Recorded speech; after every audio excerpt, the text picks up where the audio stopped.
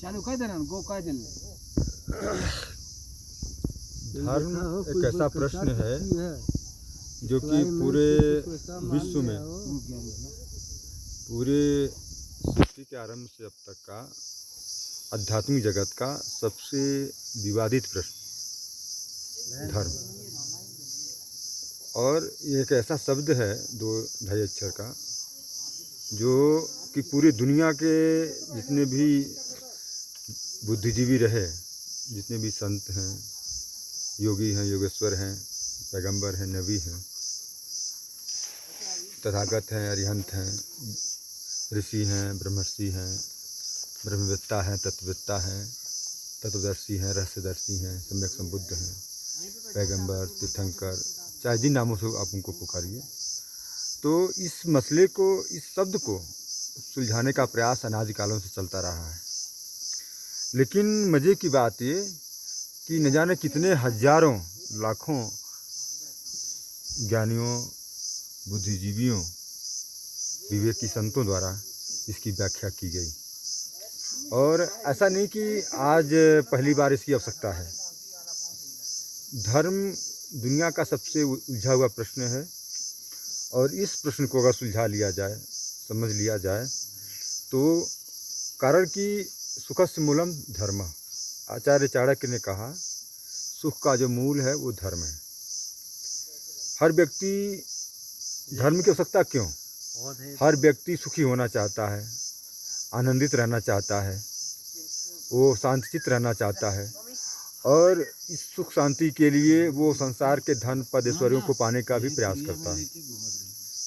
लेकिन इतिहास साक्षी है, प्रमाणित जो हमारे इतिहास हैं वो ये बताते हैं कि दुनिया के न जाने कितने राजे महाराजे, चक्रवर्ती सम्राट और एक से बढ़कर एक धनपति, धनाढ्य और विश्व के विभिन्न लोगों ने, विभिन्न स्तरों पर अपना जीवन यापन करने वाले लोगों ने अपने मानव जीवन को सुखमय बनाने का प्रयास किया और आज भी केवल यही प्रयास चल रहा है।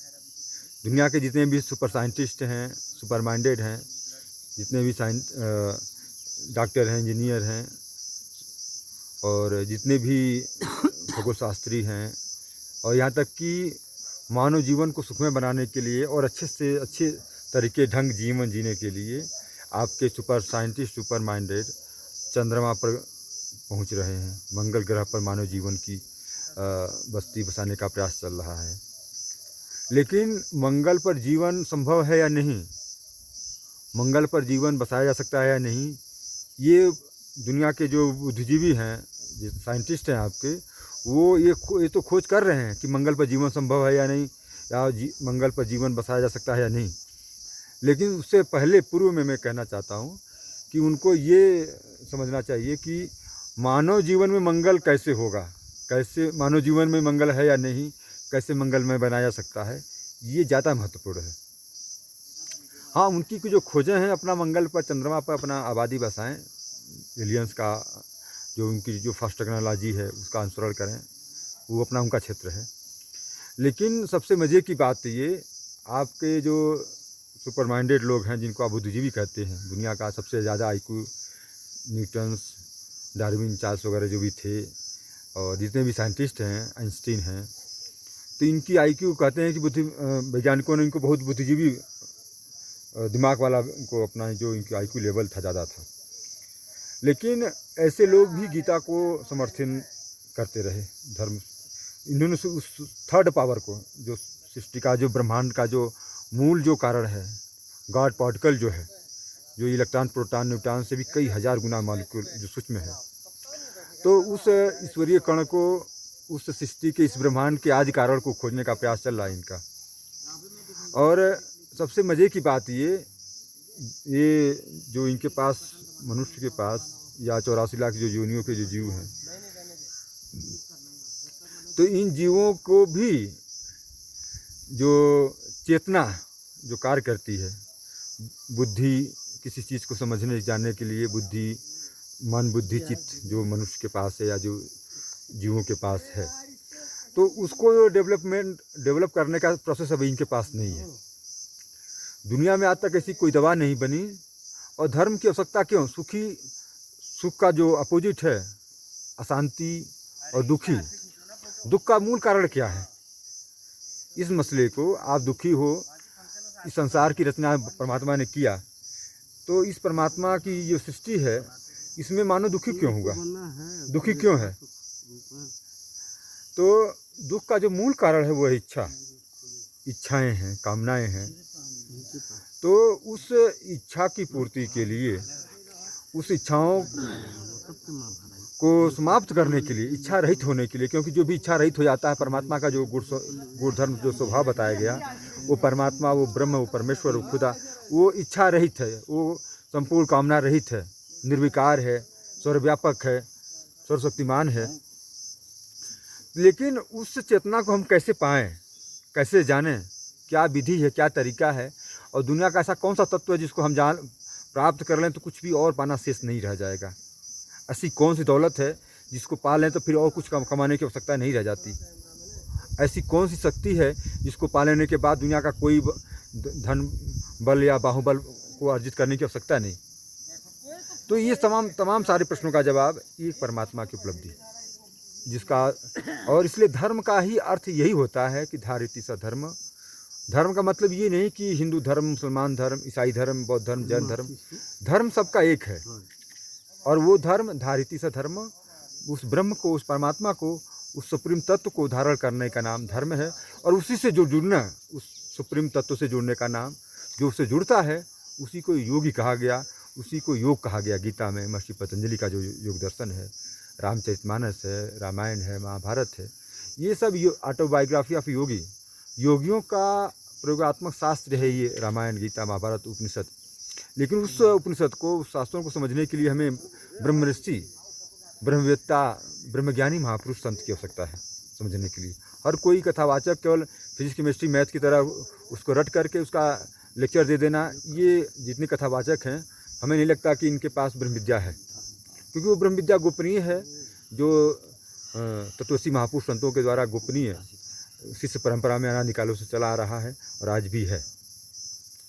तो उस चेतना का विकास, वो धर्म, हम धार्मिक कैसे बने, उस परमात्मा को धारण कैसे करें, क्या विधि है, क्या तरीका है, उसको भली प्रकार सृष्टि का आदि जो धर्मशास्त्र है गीता, श्रीमद् भगवत गीता, जिसका यथार्थ भाष्य पूज्य गुरुदेव भगवान द्वारा यथार्थ गीता के रूप में किया गया, यह ईश्वरीय वाणी है, परमात्मा की प्रथम वाणी है, प्रथम धर्मशास्त्र है गीता।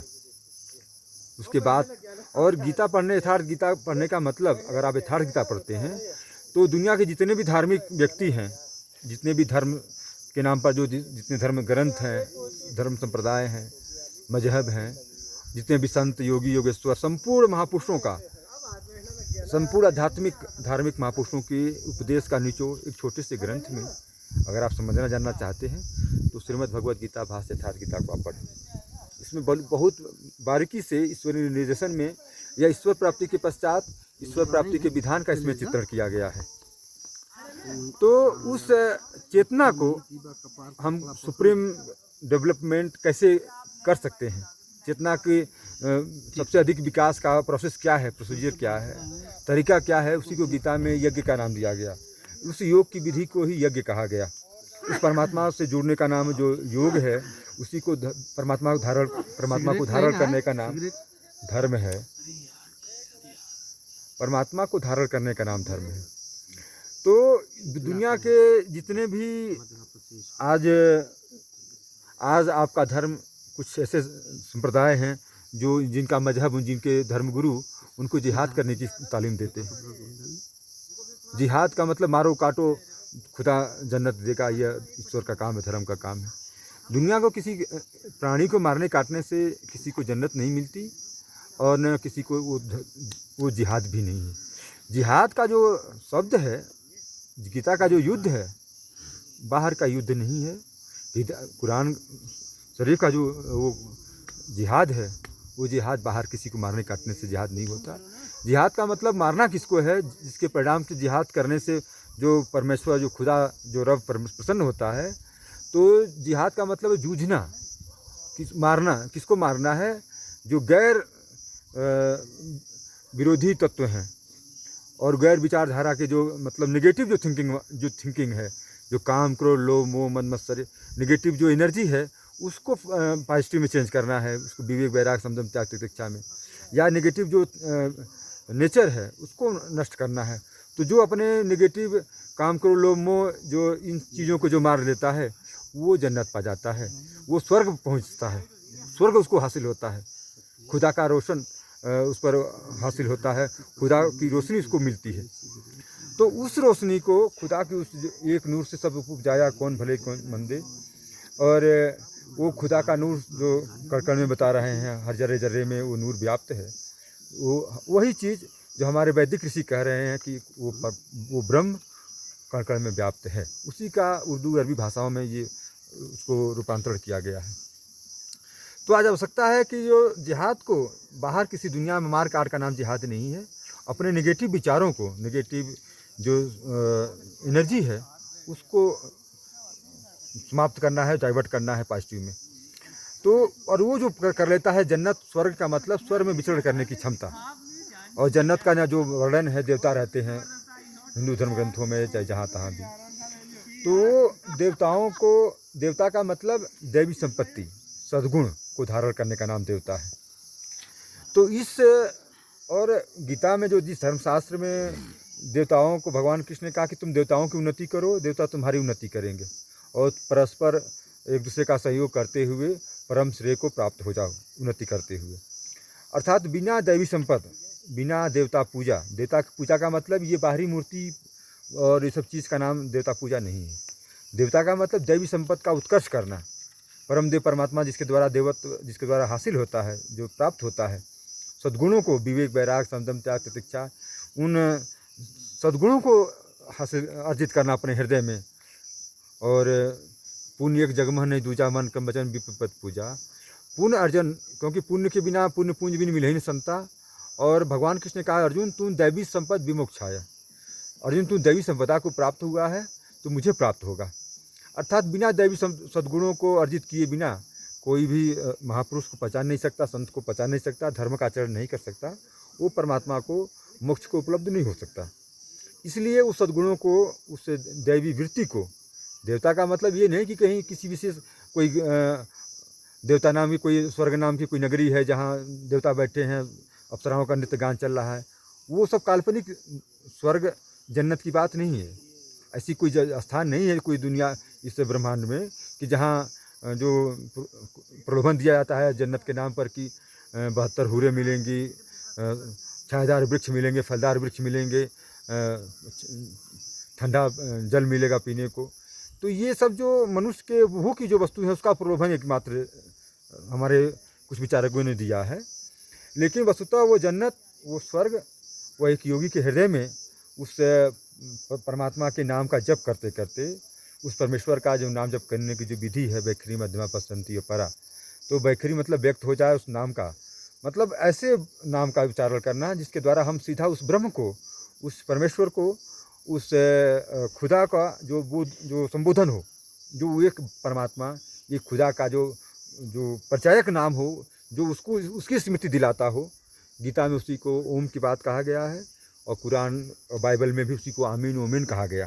चीज़ वही है, उसको आप उर्दू भाषा में, अरबी भाषा में, चाहे बाइबल में जो अरेमेक भाषा में ईसा मसीह ने जो उपदेश दिया है, तो ये सब चीज़ें सारे संतों का, महापुरुषों का एक ही चीज़ है कि आप एक परमेश्वर की उपासना करिए, और जो एक परमात्मा की उपासना करता है वही धार्मिक है, और जो एक परमात्मा के प्रति आस्थावान, निष्ठावान है, प्रेम भाव जिसका है, वही धार्मिक है।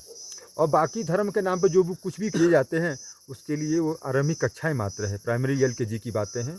लेकिन अगर वास्तव में भगवान के, कृष्ण के अनुसार, भगवान राम के अनुसार, चाहे ईसा मसीह, चाहे भगवान बुद्ध, या जिस किसी भी महापुरुष के नाम अगर आप सुनना चाहते हैं उनकी भाषा में, तो एक परमात्मा की उपासना, उस परमेश्वर से जुड़ना, उसको धारण करना, उसी को ही धर्म बताया गया है, चाहे आप जिस भाषा में सुनना पढ़ना चाहें।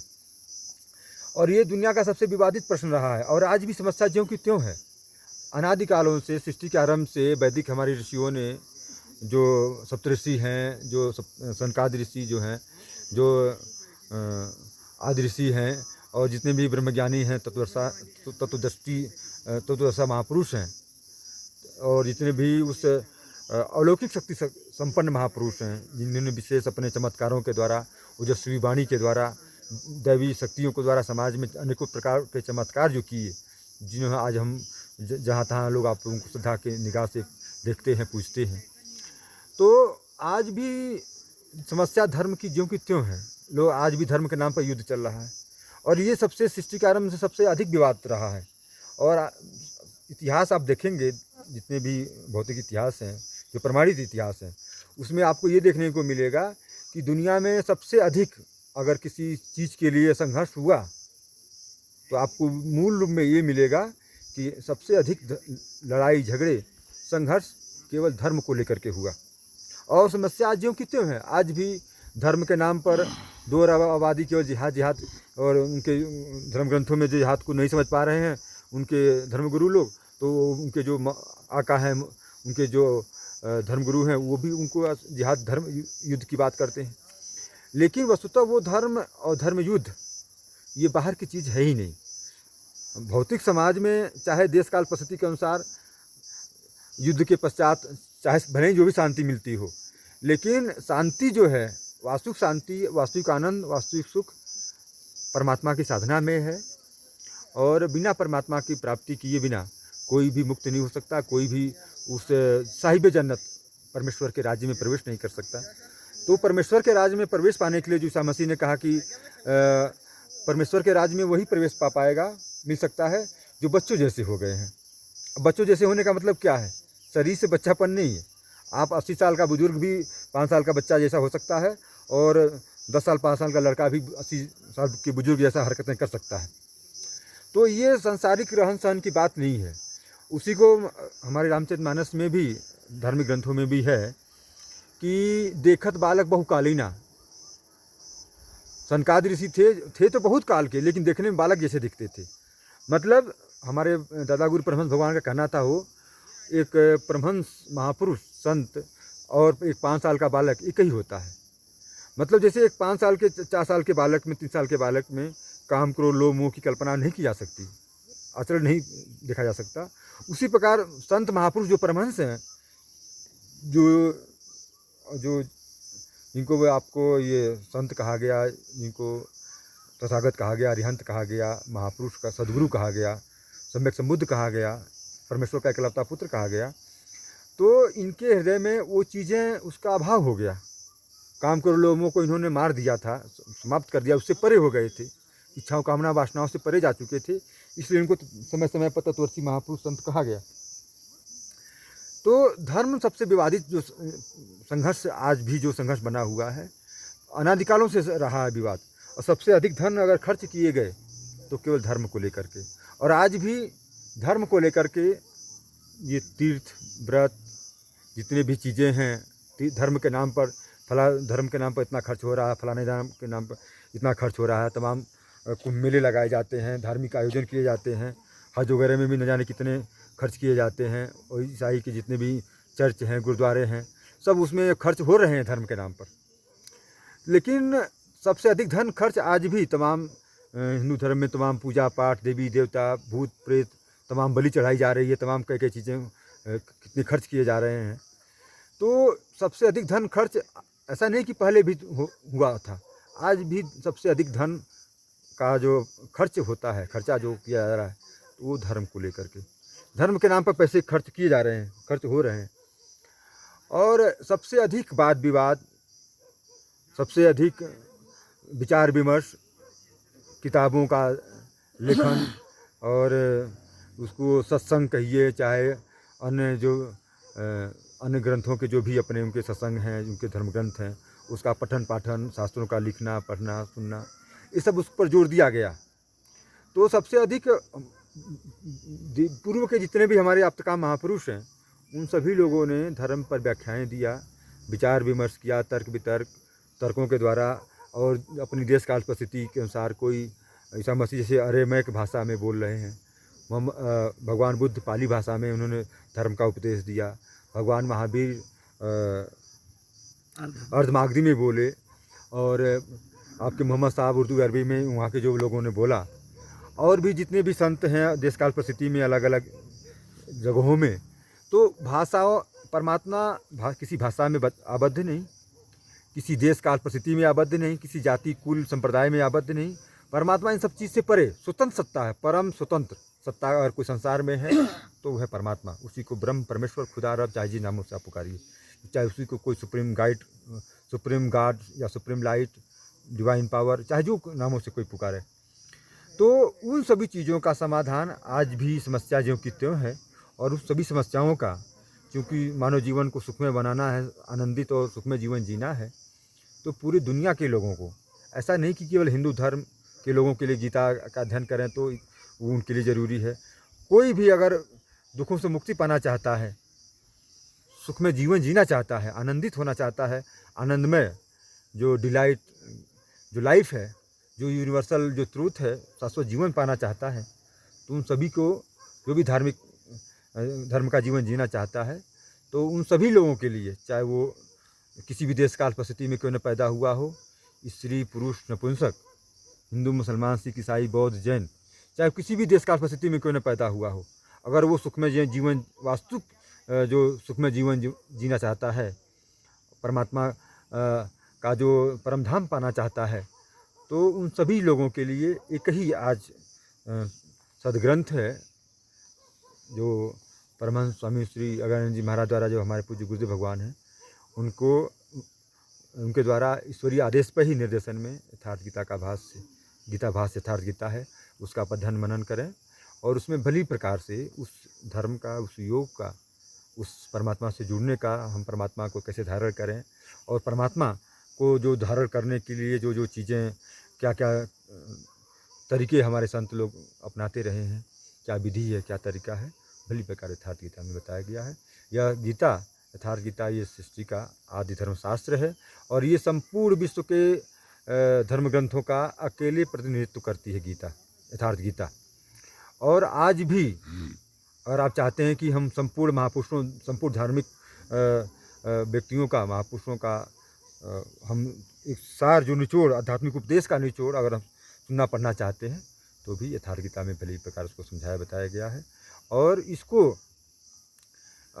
ठीक ठीक से समझने के लिए, क्योंकि मनोगत भगवान कृष्ण के जो संपूर्ण मनोगत भावों को संपूर्ण रूप से वाणी के द्वारा व्यक्त नहीं किया जा सकता, ये काफ़ी हद तक वाणी के द्वारा बताया जा सकता है, लेकिन कुछ चीज़ें ऐसी हैं जो वाणी के द्वारा कही नहीं जा सकती, वो अनुभवगम्य चीज़ें हैं, वो जागृति है। विवाद का कारण क्या है? क्योंकि धर्म एक जागृति है। यह तमाम और इस धर्म को जानने के लिए, धर्म के ज्ञान को समझने के लिए भगवान कृष्ण ने तद्विधि परिपाते ने परिप्रश्न सेवया उपदेशन्ति ते ज्ञानम ज्ञानिनः तत्त्वदर्शिनः। इसलिए भगवान कृष्ण ने कहा कि अर्जुन, तुम सर्वधर्मान परित्यज्य मामेकं शरणं व्रज, संपूर्ण धर्मों को छोड़ करके तुम बात मेरी शरण में आ जा। तो कृष्ण भगवान जो सर्वधर्म त्यागने की बात कर रहे हैं, तो वो एक परमात्मा, एक सदगुरु की शरण की जाने की बात कर रहे हैं। जो भगवान बुद्ध कह रहे हैं कि बुद्धम शरणं गच्छामि, ईसा मसीह कह रहे हैं कि संसार भर के दबे लोगों, तुम मेरे पास आओ, मैं तुम्हें विश्राम दूंगा। तो ये जो ईसा मसीह हैं, चाहे भगवान बुद्ध हैं, चाहे विश्व का कोई भी महापुरुष है, तो अगर वर्तमान में अगर आपको धर्म की जागृति, उस योग की जागृति, धार्मिक बनना है, तो वो भगवान बुद्ध जैसे, ईसा मसीह जैसे, गुरु नानक जैसे और भगवान कृष्ण जैसे, भगवान राम जैसे जो महापुरुष वर्तमान में जो स्थित हैं, ऐसे सदगुरु संत के पास आपको पहुंचना जाना होगा। क्योंकि वो धर्म एक जागृति है।